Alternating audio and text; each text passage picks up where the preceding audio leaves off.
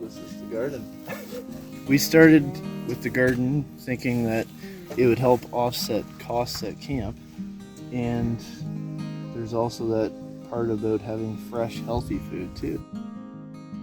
We planted 3 different kinds of lettuce. There's romaine, munch and mix, and leafy lettuce. And then there's onions, red peppers, cucumbers, lots and lots of tomatoes. And then there's potatoes, garlic, beets, peas, and beans. And that's it. The funny thing is we never actually made any of this grow. We put, I don't know how many hours into this. To get the area ready, we had to first remove all the old soil and rocks and stuff that was no good for growing. We built the raised beds. We put pine needles all over the lower end so that we would have a barrier until the seeds took off, so weeds wouldn't be growing in where the plants were. We put lots of seed in the ground. It was crazy just watching them from a tiny little seed that we just threw in the ground to sprouting. And I mean, yeah, we have to pull the weeds out, and there's still lots of weeds to pull out. But being able to get food from it. And we started everything up here in trays, indoors, and put a lot of time and love into it.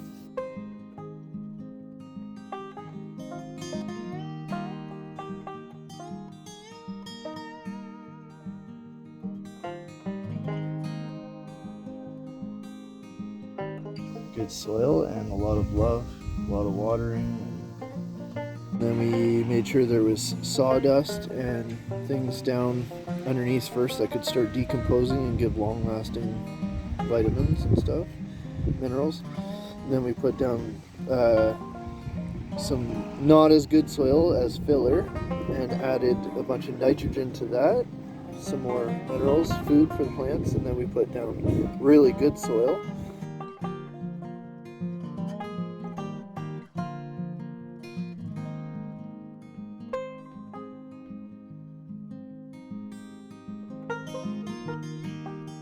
These were the strong plants at the beginning, and we put them into pots. But the other plants that we put into the ground, the better soil, took off way better.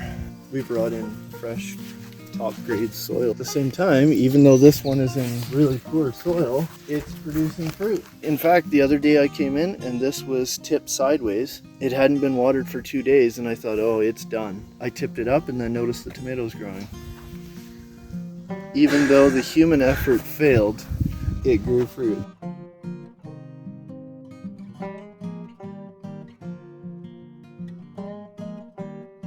These things were so weak and fragile in the beginning, if you tipped the cup over that they were planted in, they would just snap. The tomatoes needed something to support them until they could establish themselves, so we had to build that support structure for them to gain stability against the wind and toppling over. And now they provide a lot of fruit, tons and tons of fruit.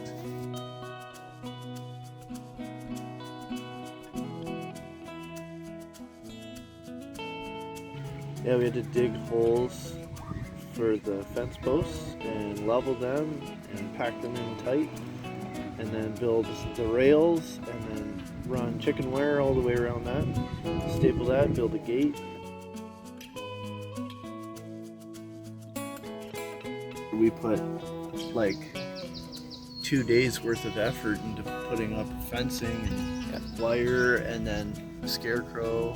I don't know, the birds they don't like it. And flopping around, and same with the pie plate at the end, they don't like it, shiny and moving around.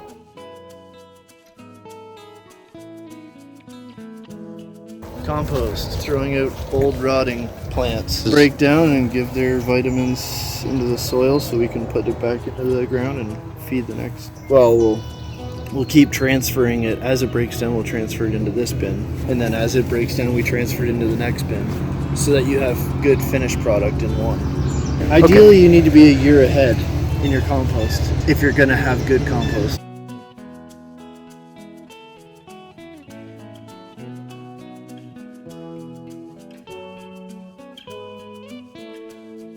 This is probably the craziest thing that I've learned, that as you cut these, you can produce way more product in the end. I cut this one off so I could harvest a stem that would have been up here, and it would have been a big nice plant, but I purposely cut it here, and now it's actually growing twice as much herbs as I would have had in the first place.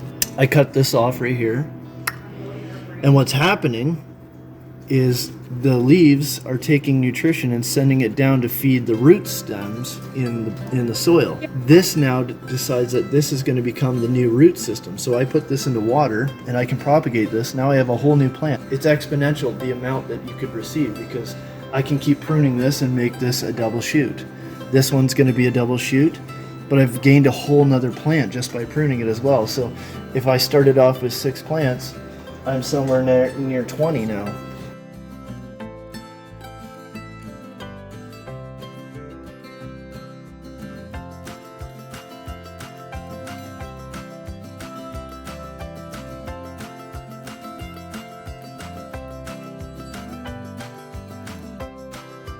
This guy was going to be a weak little plant, so I purposely cut him down so that he's growing new branches.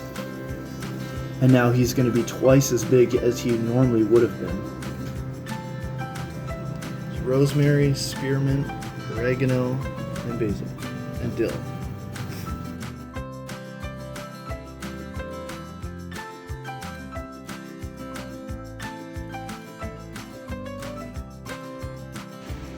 I guess there's a lot of helpful things you can learn, or things that cross over from gardening to the real world. Things like, is a plant's only going to grow as good as you care for it?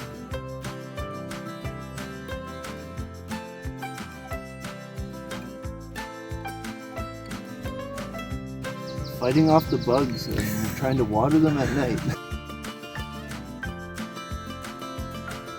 There was quite a lot of help. All the families here were pitching in, and Miranda and Alicia and whoever could free up time to help plant and weed, but also a lot of knowledge and help from some of the older people in the community too. The neighbors across the road, 2 sets of neighbors across the road actually, and then Harry and Diane down the road, giving their wisdom and input. It's really helpful.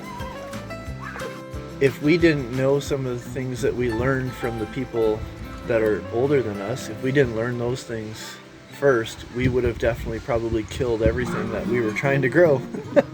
That mentorship hand down was crucial. Otherwise, yeah, Deanna and I were completely lost.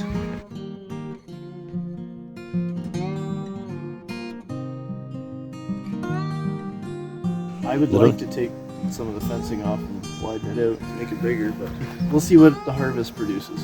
It all depends on how the harvest goes.